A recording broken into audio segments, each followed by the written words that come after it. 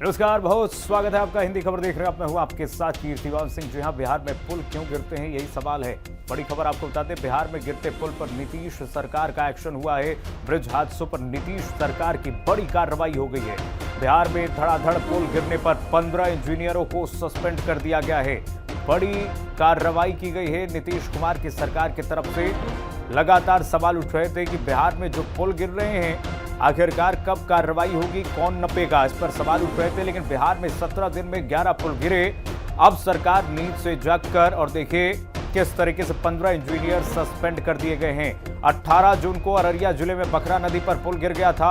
22 जून को सिवान जिले में गंडक नहर पर बना नवनिर्मित पुल ढह गया। 17 दिनों में 11 पुल के आंकड़े हम आपको लगातार दिखा रहे हैं टीवी स्क्रीन पर। 23 जून को मोतिहारी के घोड़ा सहन में निर्माणाधीन पुल की ढुलाई की गई थी, उसके बाद वो गिर गया। 27 जून किशनगंज के बहादुरगंज प्रखंड में मारिया नदी पर बना पुल धंसा। उसके बाद 28 जून एक के बाद एक देखिए, किशनगंज के बहादुरगंज प्रखंड में मारिया नदी पर बना पुल धंस गया। 3 जुलाई एक साथ 5 पुल एक एक करके ढह गए बिहार में। और उसके बाद तो और सवाल उठना लाजमी था। 18 जून को अररिया जिले में बकरा नदी पर जो पुल गिरा, देखिए 3 जुलाई को एक साथ जो 5 पुल ढहे, उनकी भी नाम हम आपको दिखा रहे हैं। देखिए सिवान के सिकंदरापुर नौतन के बीच धमई नदी पर पुल बना था, वो धराम हो गया। उसके बाद सिवान के तेघड़ा तेवथा पंचायत के बीच धमई नदी पर पुल बना। एक ही दिन ये 5 पुल गिरे थे एक के बाद एक। सारण के श्री ढोडनाथ मंदिर के निकट गंडक पुल पर जो पुल बना था वो गिर गया। सारण के दंदासपुर जंगल विलास टोला का ध्वस्त।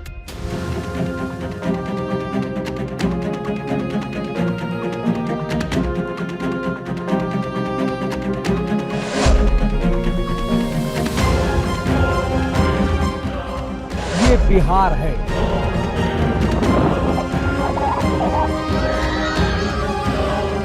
बिहार जहां नीतीश सरकार है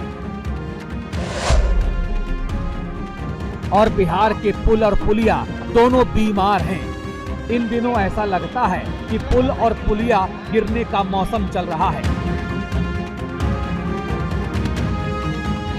गनीमत है कि कोई पुल पुलिया जैसे ही गिरने की कगार पर आता है, लोग माजरा भांप जाते हैं, बचते बचाते निकल लेते हैं। लगभग रोज बिहार में क्या नए, क्या पुराने या क्या निर्माणाधीन पुल एक एक करके जल समाधि लेते जा रहे हैं। हद तो तब हो गई जब राज्य के 2 जिलों सीवान और छपरा में एक ही दिन में 5 पुल ताश के पत्तों की तरह से ढह गए। पुल गिर रहे हैं या विश्वास। सीवान में 3 पुल ध्वस्त, छपरा में 2 पुलों ने जल समाधि ले ली। सीवान में गंडक नदी पर बना पुल धाराशाही।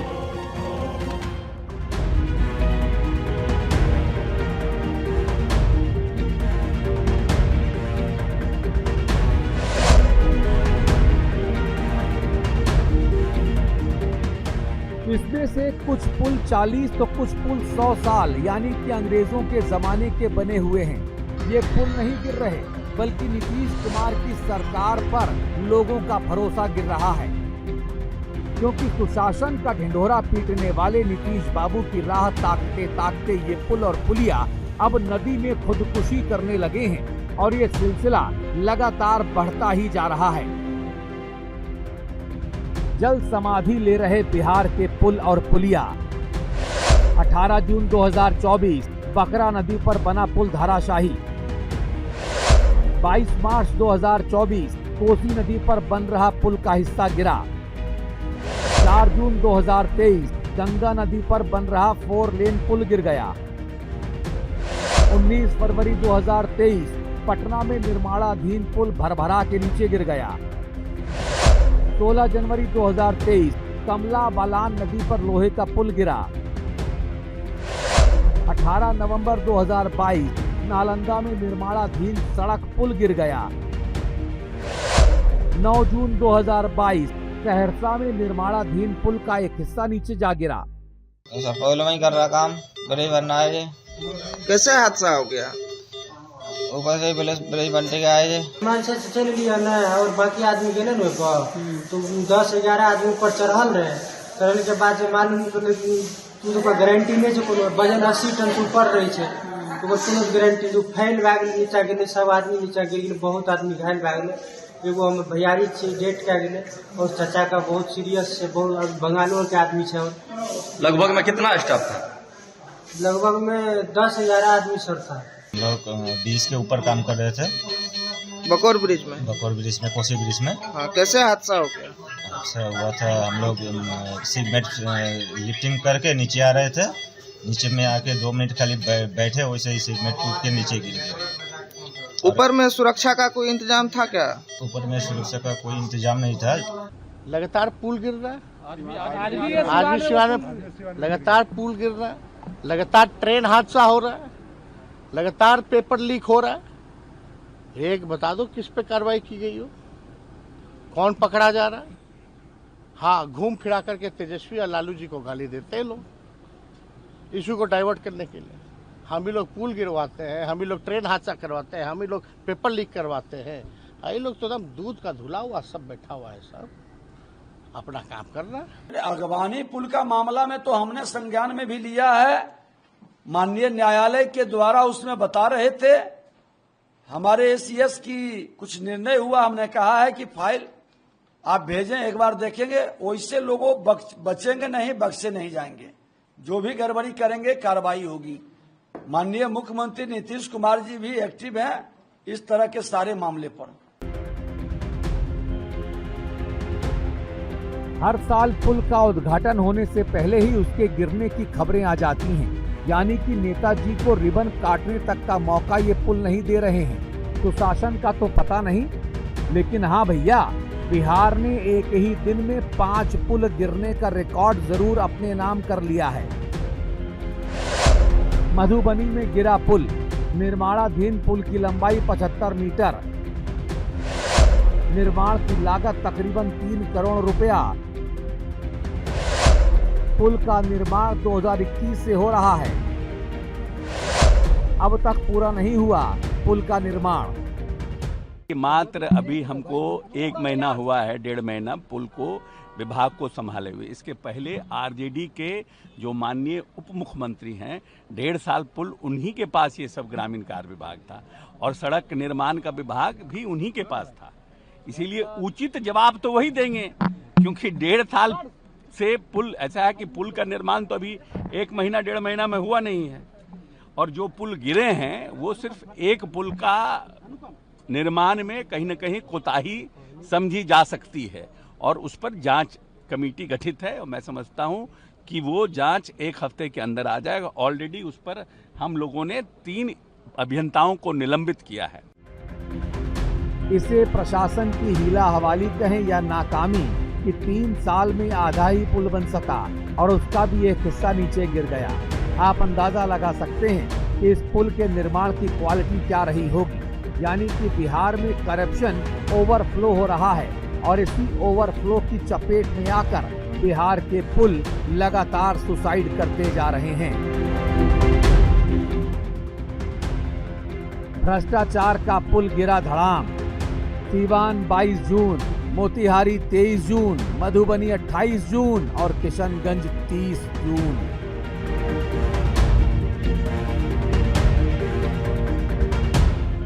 इन चारों तस्वीरों को देखिए, बिहार की हालिया तस्वीर का छोटा सा हिस्सा है ये। सीवान, मोतिहारी, मधुबनी और किशनगंज, जहां पर एक के बाद एक पुल और पुलिया ने सुसाइड कर लिया है, क्योंकि बिहार में करप्शन के सीमेंट में विकास ओवरफ्लो करने लगा। यानी कि घटिया क्वालिटी ने बड़े बड़े पुलों की हस्ती को गिराकर नीतीश सरकार को सवालों के घेरे में ला खड़ा किया। अब सरकार कौन सा नया एक्सक्यूज जनता को देगी, वो भी सामने आ जाएगा साहब। ब्यूरो रिपोर्ट, हिंदी खबर। संजीव हमारे साथ जुड़े हुए हैं तमाम जानकारी के साथ। संजीव, सुबह ही आप जिक्र कर रहे थे किस तरीके से 15 इंजीनियरों को सस्पेंड कर दिया गया है, लेकिन संजीव सवाल ये उठ रहा है कि क्या बिहार सरकार देर से तो नहीं जागी है? आगे आने वाले समय में और भी जब मामले होंगे तो क्या देर से उस पर कार्रवाई करेगी कि इस तरीके की कार्रवाई होगी कि सिर्फ इंजीनियरों को सस्पेंड करके मामला रफा दफा कर दिया जाएगा? देखिए, इस भ्रष्टाचार के इस पुल के अंदर बड़ी कहानी, और मैं आपको अपडेट दे दूं, मसौड़ी है पटना के बगल में, वहां भी एक पुलिया गिर गया है और आवागमन बाधित हो गया है। बताइए। अब सरकार 17 सालों से ये आरजेडी ने सीधा आरोप लगाया है कि 17 सालों से सरकार में नीतीश कुमार बीजेपी के साथ है, तो ऐसे में जो पुल पुलिया गिरे हैं इसमें उच्च स्तर के लोग हैं। कौन से लोग हैं, क्या है, आरजेडी ने किधर इशारा किया है, ये साफ है। सवाल ये उठता है ये पुल पुलिया का जिस तरह से आपने पूरा जिक्र कर दिया, कैसे, कब और कहां और कब ये पुल गिरा और कितने पैसे का नुकसान हुआ है। सरकार ने, नीतीश कुमार ने जब गंभीरता से इसे लिया तो इस पर कहीं न कहीं उच्च स्तरीय बैठक बुलाकर एक कमेटी गठित की और उसके बाद विकास आयुक्त चैतन्य जी ने तुरंत ही प्रेस कॉन्फ्रेंस कर ये बताया कि हमने ये कार्रवाई की है। क्या लगता है आपको 17 इंजीनियर्स या तमाम ठेकेदारों पर कार्रवाई करने के बाद क्या ये स्थितियां ठीक होगी? ये पहले से चला आ रहा है और ऐसे में सवाल उठता है कि इस भ्रष्टाचार के जो पुल है, अगर पुल पीछे का कारण सीधा, आपको मैंने पहले भी कई एक्सपर्ट्स के बाइट दिए हैं जिसमें उन्होंने साफ कहा कि इसका कोई कारण नहीं होता है, ना भौगोलिक कारण है ना कोई और कारण है, कारण सिर्फ एक है, गुणवत्ता की कमी। तो आखिर जब ये टेंडर पास होता है, जब टेंडर दिया जाता है और जब भी टेंडर होता है सरकार का, तो सबसे पहले जो नियमावली होती है गुणवत्ता को कायम रखना है। तो क्या ठेकेदार ने गुणवत्ता का कायम रखा? कैसे बारिश में ये पुल बन रहे थे, इसका जवाब कौन देगा? वैसे में चैतन्य साहब ने कहा कि वैसे में भी ठेकेदारों पर कार्रवाई हुई है। आप ब्लैक लिस्टेड कर दीजिए ठेकेदारों को, आप अभियंता को सस्पेंड कर दीजिए, लेकिन सवाल उठता है कि इतने कम समय में इतने पुल जो भरभरा कर गिरे, ये पैसा जनता का कौन देगा? क्या आप टैक्स की वसूली जो करते हैं उसी से तो ये सारे विकास के काम हो रहे हैं। तो नीतीश कुमार जी आप भले ही अच्छा काम कर रहे हैं, नीतीश जी मुख्यमंत्री जी बेहतर काम कर रहे हैं, लेकिन उसके पीछे के लोग जो भ्रष्टाचार में लिप्त हैं, इन लोगों पर कड़ी कार्रवाई की आवश्यकता है। और ऐसे में आपने जिस तरह से पुलों का जिक्र किया है, ये आप साफ जाहिर है कि इसमें किस तरह का भ्रष्टाचार। जाहिर सी बात है। और इस तरीके से 15 इंजीनियरों को जब सस्पेंड कर दिया गया है, मामला रफा, क्या एसओपी क्या बनाई जा रही है संजीव, कि किस तरीके से आगे आने वाले समय में, जो अभी आप बता रहे हैं कि अभी एक अपडेट दे रहे हैं कि आप जब बोल रहे हैं तभी एक पुल गिर गया वहां पर, तो कुल मिलाकर के 16-17 पुल तो ऐसे ही गिर गए हैं। और जो हम लगातार देख रहे हैं 15 इंजीनियरों को सस्पेंड किया गया है, 17 इंजीनियरों को। तो इस तरीके से इनको सस्पेंड करने के बाद आगे की कार्रवाई सरकार क्या कर रही है, किस तरीके से एसओपी बनाया जा रहा है कि आगे आने वाले समय में भी, अभी तो मानसून की शुरुआत हुई है, ताकि ऐसे पुल गिरे ना? बिल्कुल, देखिए इसमें कहीं ना कहीं आप नीतीश कुमार तो सख्त तो हो ही गए हैं और नीतीश कुमार ऐसे मामलों में भी सख्त है। मैं बता दूं आपको कि विकास के काम जब होते हैं और इस तरह की कहीं भ्रष्टाचार की बू आती है, नीतीश कुमार ने कार्रवाई की, ऐसी बात नहीं है, लेकिन नीतीश कुमार को अब ये समझना होगा, माननीय मुख्यमंत्री जी को, कि इसके पीछे के जो मकड़जाल है, कौन से वो लोग हैं। इतने मोटी रकम मिलती है सैलरी की, टेंडर जब पास होता है उसमें ठेकेदारों की कमाई होती है, तो आखिर ये काली कमाई क्यों? और जो काली कमाई जिन इंजीनियरों की है, जिन ठेकेदारों की है, उसमें आर्थिक अपराध इकाई और कई सारी निगरानी विभाग है, क्यों नहीं इन पर शिकंजा कसा जा रहा है? क्यों नहीं इनके जो ब्लैक लिस्टेड ठेकेदार है, इंजीनियर्स हैं, जो जिस तरह से संपत्ति जब्त होती थी पहले, अब संपत्ति जब्त तो इनकी भी, क्योंकि ये तो सरकार ने पुल पुलिया जो बनाया वो आम जनता के लिए बनाया, उनके सहूलियत के लिए बनाया, और कुछ ही घंटों पहले मसौढ़ी में यही हाल हुआ है। तो पुराने पुल पुलिया के लिए भले ही मुख्यमंत्री ने आदेश दे दिए हो कि उसके रखरखाव और तमाम चीजों को देखा जाए, लेकिन नए पुल जो बन रहे हैं जिसमें टेंडर हुआ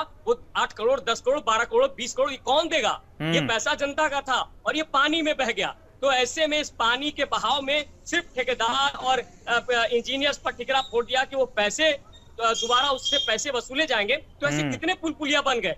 तो उसकी पूरी की जांच होनी चाहिए। क्या गुणवत्ता में कमी कहाँ रही, क्यों गुणवत्ता में कमी रही, क्यों मटेरियल कम लगा? बिल्कुल संजीव, दो साफ और स्पष्ट सवाल हैं कि देखिए भाई, एक तो पुराने जो पुल थे वो उनका मेंटेनेंस का जो कार्य चल रहा था, अगर उनमें मेंटेनेंस में कोताही की गई तो वो पुल गिरे तो मान लीजिए समझ में आता है, लेकिन जो निर्माणाधीन पुल है, जो अभी पुल नया बना है, वो पुल धंस जा रहे हैं, वो पुल गिर जा रहे हैं। तो इसके जिम्मेदार तो साफ साफ जाहिर सी बात है प्रशासन भी है और जो ठेकेदार हैं वो मिलीजुली भगत है इनकी। बिल्कुल, ठेकेदार है, इंजीनियर्स है, उसके बाद जो टेंडर में कहीं ना कहीं कुछ ना घोल मेल जो हो रहा है उसको रोकना होगा। अब सबसे पहले अच्छे जो ठेकेदार हैं उनको शॉर्ट लिस्ट करना पड़ेगा, जो अभी तक जिनके काम को पीछे से अब कहीं ना कहीं, ये तो खैर सरकार को करना है, हम चीजें दिखा सकते हैं, हम सच्चाई दिखा सकते हैं, लेकिन सरकार को ये करना है कि आखिर कौन से अच्छे ठेकेदार हैं, कौन से अच्छे इंजीनियर हैं तो उसमें से अब फिल्टर करना होगा कि भ्रष्टाचार में जो लिप्त है पहले कड़ी कार्रवाई हो, उसके बाद जो बेस्ट इंजीनियर है, बेस्ट ब्रेन है, उनको इसमें लगाया जाए। और कहीं न कहीं अब हर पुलों की जांच की जरूरत है, क्योंकि नीतीश कुमार ने इन 17 सालों में सड़कों के साथ साथ पुलों का जोरदार निर्माण जो किया है, इस निर्माण के बाद सड़कें भले ही सुगम हो गई, पुल बड़े ही सुगम हो गया। क्या ये ठहरेगा पुल? जिस तरह से भरभरा कर गिर रहा है, क्या सड़क ठहर पाएगा? तो अब कहीं न कहीं हजारों करोड़ रुपया जो इस पर अब तक जो खर्च हुए इन 17 सालों में जो विकास के काम हुए, इस पर कहीं न कहीं गहन चिंतन की जरूरत है। रोकूंगा, गहन चिंतन की जरूरत है, लेकिन उससे पहले दर्शकों को बता दें कि कब कब पुल गिरे हैं बिहार में। आप देख लीजिए 17 दिनों में, 15 दिनों में जिस तरीके से लगातार पुल गिरे हैं। देखिए 22 जून 2024 सिवान में पुल गिरा, मरम्मत का काम नहीं हुआ था यहाँ पर। 23 जून 2024 मोतिहारी में पुल गिरा, 2 करोड़ बर्बाद हो गया। 26 जून को भी इसी तरीके से किशनगंज में पुल गिरा, 2010 में ये पुल बना था। तो 3 पुल जो है लगातार एक के बाद एक गिरे। आप देखिए 28 जून को देखिए मधुबनी में पुल गिरा था, 3 करोड़ का नुकसान हुआ यहाँ पर। 30 जून 2024 को किशनगंज में पुल धंस गया, लाखों से बनी थी ये पुल, उसका नुकसान हो गया। 3 जुलाई 2024 की बात करें, सिवान में पुल धड़ाम हो गया, 1998 में यह पुल गिरा था। तो कुल मिलाकर के जो पुल गिरने का सिलसिला है बिहार में, यह सिलसिला रुकने का नाम नहीं ले रहा था। और अब नीतीश कुमार की सरकार जग गई है और देखिए 15 इंजीनियरों पर गाज गिर गई। तो सबसे बड़ा सवाल यह है कि लगातार ये पुल गिर रहे थे, लेकिन प्रशासन जो है चुप बैठा था। दूसरी बात, संजीव हमारे साथ लगातार जुड़े हुए हैं। संजीव, देखिए कुल मिलाकर के सबसे पहले तो प्रशासनिक अधिकारियों पर गाज गिर जाती है। सरकार जब कार्रवाई करती है तो प्रशासनिक अधिकारी सबसे पहले नप जाते हैं, लेकिन सवाल यही है कि जो मुख्य आरोपी इसमें होते हैं, जो नेक्सस फैला कर रखे होते हैं, जो ठेकेदार होते हैं, उन पर क्या कार्रवाई की जा रही है? बिल्कुल, आपने बिल्कुल सही कहा कि ठेकेदारों का जो ये जंजाल, ये मकड़ जाल है, इसके पीछे के ऊपर के लोग कौन कौन से हैं? आरजेडी के प्रवक्ता ने तो भी बयान दिया है कि इसमें उच्च स्तर के लोग हैं। उच्च स्तर के लोग, आपको कौन से लोग हैं उच्च स्तर के, कौन से इसमें इंटरवेन करते हैं, कैसे ये टेंडर ठेका में पूरा खेल होता है, इस खेल को रोकना होगा। उसके साथ साथ जो आपने अभी जिस तरह से पूरा ग्राफिक्स के जरिए दिखाया जी कि किस तरह से कितने पैसे लगे पुलों में, तो आप समझ लीजिए कि ये जो पैसा है वो किस तरह से बर्बाद हुआ, किस तरह से पानी में बह गया। तो ऐसे में जिस तरह से इंजीनियरों पर कार्रवाई तो हो गई, ठेकेदारों पर भी कार्रवाई हुई, उनको ब्लैक लिस्टेड किया गया। अब जिस तरह से एक और पनिशमेंट दिया गया कि भाई जो ठेकेदार इनको बना रहे थे, उनका पैसा ही उनसे ही वसूला जाएगा। आखिर ये चीजें पहले क्यों नहीं किया गया? जब टेंडर ठेका दिया गया, उसकी क्यों नहीं पूरी मॉनिटरिंग की गई? क्यों नहीं उसको बाइफरकेट करके जांचा गया कैसे ठेकेदार है और अभियंता किस तरह से इसको धड़ाधड़ काम को करते चले गए? क्यों नहीं गुणवत्ता को ध्यान दिया गया? तो यही कहीं न कहीं नीतीश कुमार ने ये एक कह सकते हैं बैठक बुलाकर साफ निर्देश दिया, इसकी पूरी जांच करिए, क्योंकि 1 पुल, 2 पुल, 3 पुल ही नहीं, कई पुल लगातार जिस तरह से भरभरा करके गए। और कुछ घंटों पहले, यानी कि अभी 12 घंटे भी नहीं बीते कि मसौढ़ी का आपको मैंने मामला बताया, किस तरह से वहां आवागमन बाधित हो गया है। और बिहार के बारे में आप समझ लीजिए, पहले बिहार में, नॉर्थ बिहार, अभी जिस तरह से बारिश हो रही है, मानसून है, सबसे बड़ी त्रासदी है नेपाल। और ऐसे में कोसी का जो सीमांचल, कोसी का जो इलाका है, वहां लोगों की एक बड़ी त्रासदी अब धीरे धीरे उभर कर सामने आई है। वो तस्वीर भी आप तक हम लाएंगे। वो सरकार जिस तरह से लगातार 5 साल तक, 10 साल तक, 17 सालों तक काम किया, तो वहां भी कहां कमियां हैं, ये अभी से ही कहीं न कहीं आपदा विभाग और तमाम विभागों को देखना होगा, ताकि जहां भी जो संपर्क पथ है, देखिए बिहार में ग्रामीण इलाकों में सबसे बड़ी ये दिक्कत ये है कि एक भी पुलिया अगर टूट गया तो कम से कम 8 से 10 गांव प्रभावित होते हैं। तो ऐसे में अब सरकार, इसीलिए नीतीश कुमार ने ये बैठक बुलाकर साफ निर्देश दिया कि तमाम जो पुल पुलिया है गांव, ग्रामीण इलाकों में, तमाम अन्य छोटे इलाकों में जो पुराने हो गए, या तो उसको डिस्ट्रॉय कर दिया जाए या उसको नए पुल बनाए जाए। और वैसे भी इंजीनियर्स, जो अच्छे इंजीनियर्स हैं, उनको लाया जाए, ईमानदार लोगों को लाया जाए। और जो इंजीनियर्स लगता है कि अच्छा काम किए हैं, उन्हें अवार्ड भी देने की जरूरत है सरकार को। और जो ठेकेदार जो अच्छे काम किए हैं, उन्हें भी सरकार को सम्मान या अवार्ड देने की जरूरत है। लेकिन जो भ्रष्टाचार कर रहे हैं उन पर कड़ी कार्रवाई हो, ऐसी कार्रवाई हो ताकि आगे से ये जो जनता का पैसा है जो पानी में बह गया, इसका जवाब या फिर जो काम करे वो सरकार, ठेकेदार, उनको भी डर बना रहे कि गुणवत्ता अगर सही नहीं होगी तो हम इसमें टिक नहीं पाएंगे। तो जाहिर सी बात है, ऐसी कार्रवाई करनी चाहिए सरकार को कि सनद रहे कि देखिए आप कितनी भी माफियागिरी करेंगे। और देखिए कुल मिलाकर के ये पूरी मिली भगत एक संयंत्र है, एक जाल होता है, नेक्सस होता है। ठेकेदारों को ऐसे ठेके तो मिलते नहीं होंगे संजीव, पूरा कुल मिलाकर के दोनों तरफ से प्रशासनिक अधिकारी भी मिले जुले होंगे, उनको भी कुछ खिलाया जाता होगा तो उनको ठेके मिल जाते होंगे, या फिर कोई अपने बाहुबल से ले लेता होगा ठेका, या फिर किसी की राजनीतिक पैठ होगी। जाहिर सी बात है ऐसे ही कुल मिलाकर के ऐसे लोगों को ठेका मिल जाता होगा जो अपने काम के लिए अपना जो काम बनता और भाड़ में जाए जनता इस फॉर्मूले पे चल रहे होंगे। देखिए, भले ही टेंडर में सरकार ने कई सारे बदलाव किए हैं, लॉटरी सिस्टम कर दिया है, प्रावधान लाए हैं, लेकिन उसमें भी कई तरह के जो खेल होते हैं, उस खेल में कई सारे जो खिलाड़ी हैं उन जो कह सकते हैं कि इसमें लंबे समय से लगे हुए हैं। और ये जो आज ये जो स्थिति है बिहार में, जो पुल गिर रहे हैं, उसमें बिल्कुल साफ है कि भ्रष्टाचार नीचे से लेकर ऊपर तक किस तरह से व्याप्त है। क्या कौन से लोग हैं वो, कहाँ पैसा जाता है, कैसे लोग हैं जो इनको इस तरह से टेंडर दिया गया और ये पुल भर कर गिर गया, तो आखिर कितना सीमेंट लगा, कितना कंक्रीट लगा, क्या गुणवत्ता थी, ये सब को ताक पर रखते हुए टेंडर दिया गया। और टेंडर देने के बाद ये स्थिति हुई कि नया पुल जो निर्माणाधीन पुल है वो तो गिर ही रहा है, और जो छोटे पुलिया हैं उनका ठीक है 10 साल 20 साल 30 साल हो गया है तो उसका पुनर्निर्माण जो है, लेकिन नए जो पुल गिरे हैं उसका जवाब सरकार को देना होगा। और ऐसे लोगों पर जब तक कार्रवाई नहीं करेगी सरकार, ये स्थितियां बनी रहेगी। और इसके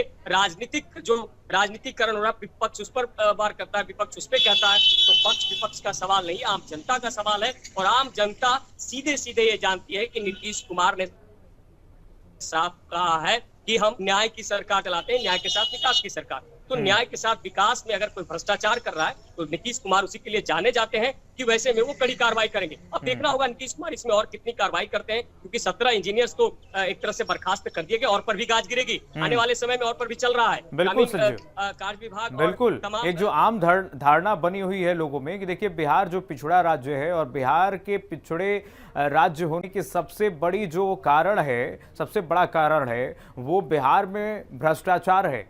नीतीश कुमार जब मुख्यमंत्री, उनको सुशासन बाबू के रूप में खूब उन्होंने विकास किया, हालांकि विकास को लेकर के उन्होंने खूब तरक्की दी बिहार को, लेकिन बावजूद इसके नीतीश कुमार के सुशासन के बावजूद भी इस तरीके से जो लूप होल्स हैं, जिसकी वजह से अधिकारी लगातार इस तरीके से भ्रष्टाचार करते हुए देखते हैं।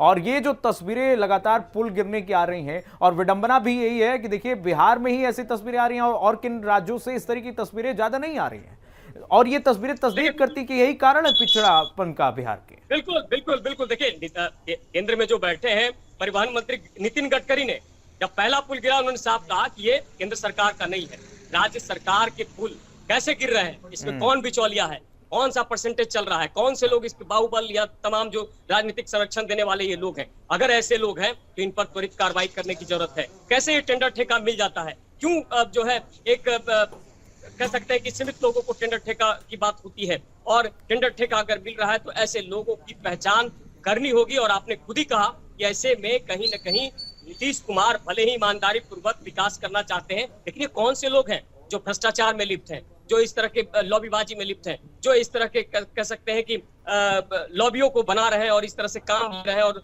लगातार काम चल रहा है, लेकिन उसका संकेत साफ है। और ऐसे में जिस तरह से ये सारे पुलों का निर्माण के बाद जो ध्वस्त पुल नजर आ रहे हैं, छपरा हो, सिवान हो, गोपालगंज हो, कहीं का भी हो, किसी जिला का हो, चाहे वो बड़े पुल हो, छोटे पुलिया हो, तमाम जगहों पर सरकार को एक एक्शन लेना होगा। एक्शन लिया है सरकार ने, लेकिन इतना छोटा एक्शन से काम नहीं चलेगा। इस पर आने वाले समय में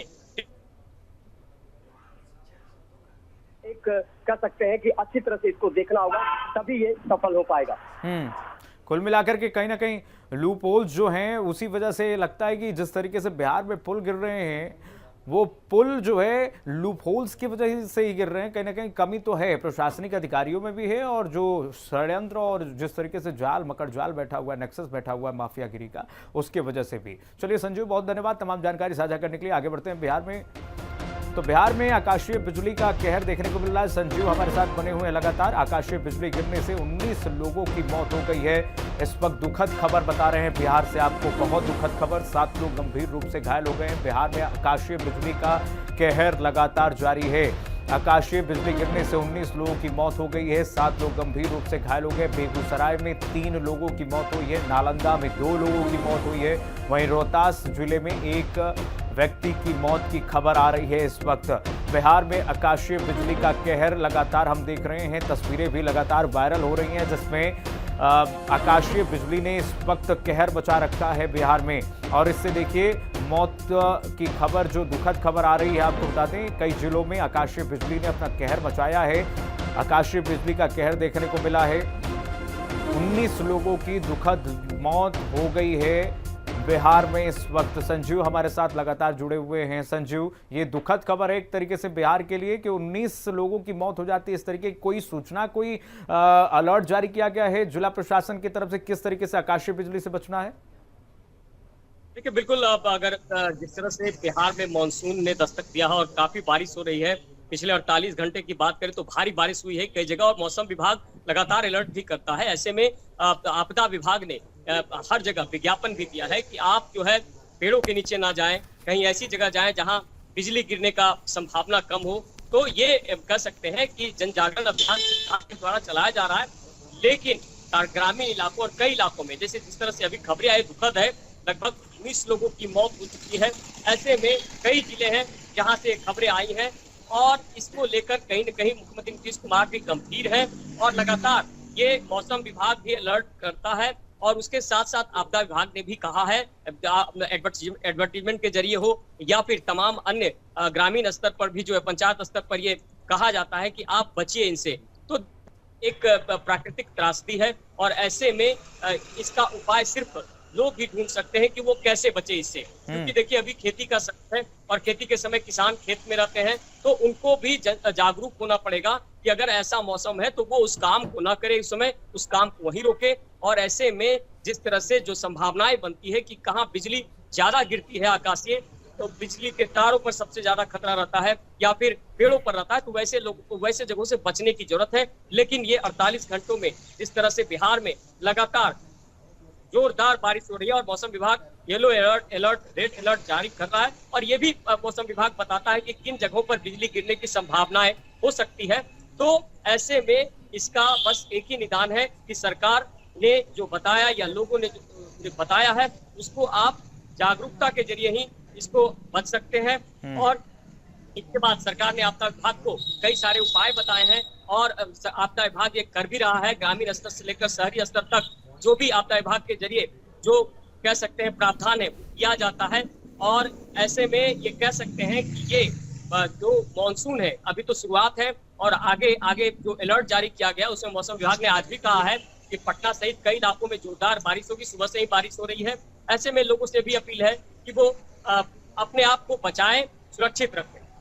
प्रशासन के साथ लोगों को भी सचेत रहना होगा, क्योंकि देखिए आकाशीय बिजली कब किसके ऊपर किसको अपनी चपेट में ले ले, ये तो तस्वीरें ही तस्दीक करती हैं किस तरीके से आकाशीय बिजली जो है बख्शती नहीं है लोगों को। और लोगों को सचेत भी रहना होगा, जागरूक भी रहना होगा कि कहीं भी वो जा रहे हैं तो अपने साथ जो इलेक्ट्रॉनिक डिवाइसेस हैं उनको किस तरीके से रखना है। और साथ ही साथ जब बिजली तड़के, जब बिजली वहाँ पर दिखे आकाश में, तो किस तरीके से सतर्क रहना है, कहाँ जाना है, और प्रशासन को भी जागरूकता बढ़ाना चाहिए इस पर।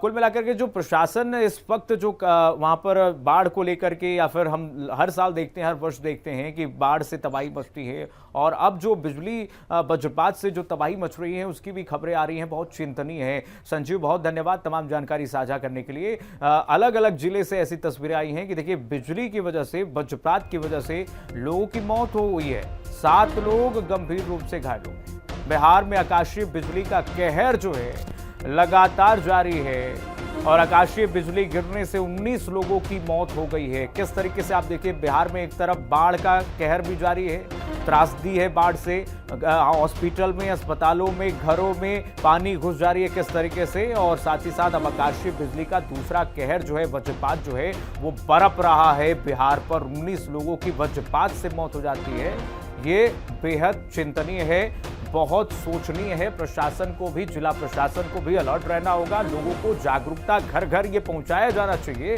कि किस तरीके से लोगों को सतर्क रहना है वज्रपात से। घरों से अगर लोग बाहर निकलते हैं तो कैसे लोगों को सावधानी के साथ बाहर निकलना है, किस तरीके से जागरूकता फैलाना है। प्रशासन के साथ साथ लोगों की भी ये नैतिक जिम्मेदारी है कि अपने आप को बचाते हुए बाहर निकले, क्योंकि देखिए दोहरी मार इस वक्त पड़ रही है और मानसून का ये पहली ही पहली बारिश जो है, इस पहली बारिश में इस तरीके की जब चिंतनीय खबर सामने आती है कि कहीं बिहार में पुल धड़ाम हो जा रहा है, साथ ही साथ कहीं बाढ़ की त्रासदी हो रही है और साथ ही साथ अब वज्रपात की वजह से 19 लोगों की मौत हो जाती है, जाहिर सी बात है बहुत सोचनीय विषय है।